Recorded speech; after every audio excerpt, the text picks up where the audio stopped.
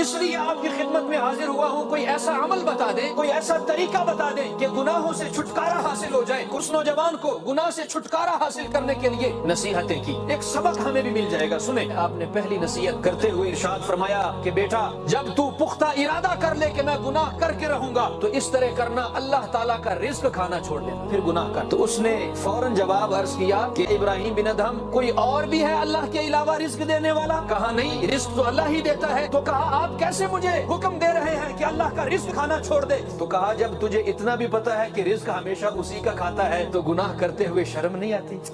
اللہ کا دیا ہوا کھا کر تو گناہ پہ گناہ کرتا ہے، کبھی سوچا نہیں تو نے؟ نوجوان حیران ہوا، کہا حضور کوئی اور نصیحت بھی ارشاد فرما دے۔ یعنی اس بات نے اس نوجوان کے دل پہ اثر کیا تو آپ نے فرمایا نوجوان طرح کرنا، اللہ تعالیٰ کا ملک چھوڑ دینا، اللہ کی زمین چھوڑ دینا، کہیں اور جا کے گناہ کرنا۔ اس نے کہا میں قربان جاؤں، بھلا اللہ کی زمین کے علاوہ کوئی اور بھی مالک ہے زمین کا کہ جہاں جا کر میں گناہ کروں؟ میں تو جدھر جاؤں، جہاں میرے پاؤں جائیں گے ادھر رب کی زمین ہوگی، میں بھلا کہاں جا سکتا ہوں؟ کہا نوجوان کتنی بری بات ہے، کھاتے بھی اسی کا ہو، رہتے بھی اسی کی زمین پر ہو، نافرمانی بھی اس کی کرتے ہو، کتنی بری بات ہے۔ تیسرے نمبر پہ نصیحت کرتے ہوئے آپ نے ارشاد فرمایا کہ نوجوان جب تو ارادہ کر لے گناہ کر کے چھوڑوں گا تو بس وہاں جانا کہ جہاں تو رب کو نظر نہ آئے، ایسی جگہ جا کے گناہ کرنا۔ اس نے کہا چاہے دن ہو چاہے رات ہو، میں رب کی نظروں سے تو نہیں بچ سکتا، کیسا کوئی ایسا مقام بھی ہے کہ جہاں جا کے میں رب کی نظروں سے چھپ کر گناہ کروں؟ کہا نوجوان کتنی بری بات ہے جب تجھے یقین بھی ہے کہ جب تو گناہ کر رہا ہوتا ہے تو اللہ تجھے دیکھ رہا ہوتا ہے، پتا بھی ہے، پھر بھی گناہ کرتے ہوئے تجھے برا نہیں لگتا؟ اگلی نصیحت آپ نے ارشاد فرمایا کہ ان سارے معاملات میں اگر تو اپنے آپ کو کمزور سمجھتا ہے، چل پھر اتنا کر لینا، جب موت کا فرشتہ ملک الموت تیری روح قبض کرنے کے لیے آئے تو اس سے چند لمحے کے لیے مہلت مانگ لینا کہ مجھے توبہ کے لیے مہلت دے دے۔ تو نوجوان آگے سے عرض کرتا ہے بھلا ایسے بھی ہو سکتا ہے کہ میں موت والے فرشتے کو یہ کہہ سکوں کہ مجھے مہلت دے دے توبہ کے لیے؟ یہ تو میں نہیں کر سکتا۔ کہا جب تو اس سے مہلت توبہ کے لیے نہیں مانگ سکتا تو موت سے پہلے تو توبہ کیوں نہیں کر لے؟ تو جب یہ نصیحت کی آگے پتہ آپ نے کیا ارشاد فرمایا؟ 5ویں نمبر پہ فرمایا چل اس طرح کرنا، جب تو قبر میں چلا جائے تو منکر نکیر تجھ سے سوال و جواب کرے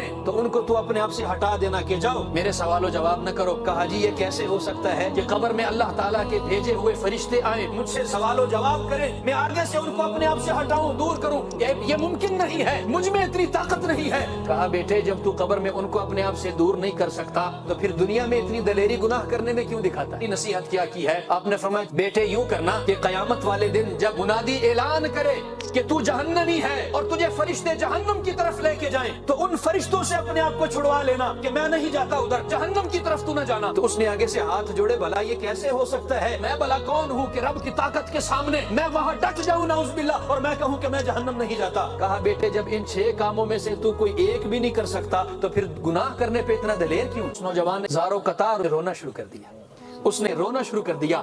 اس نے کہا یا سیدی میں آپ پہ قربان جاؤں، آپ نے مجھے جتنی بھی نصیحتیں کی ہیں وہ ساری کی ساری میرے دل پہ آ کے لگی ہیں۔ آج کے بعد میں سچے دل سے توبہ کرتا ہوں کہ میں آج کے بعد گناہ نہیں کروں گا کہ گناہ کرنے سے میرا رب مجھ سے ناراض ہوتا ہے۔